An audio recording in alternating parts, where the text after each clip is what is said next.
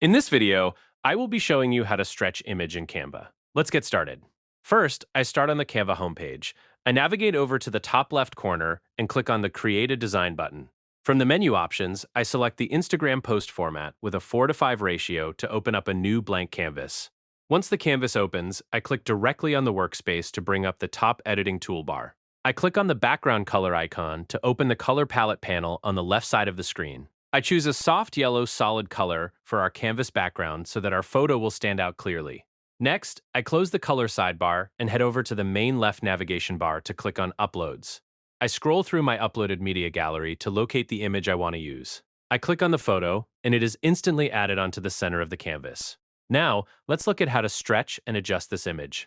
When the photo is selected, you can see white selection handles appearing along its border. I click and drag one of the corner handles inward to make the photo smaller. To stretch and enlarge the image, I click on the corner handle again and drag it outward toward the outer edges of the canvas. I continue dragging the handle outward to expand the photo so it covers more of the background. I also click inside the image to reposition it centrally on the canvas. I pull the corner handles back and forth to make sure the picture is resized smoothly and fills the design frame just the way I want.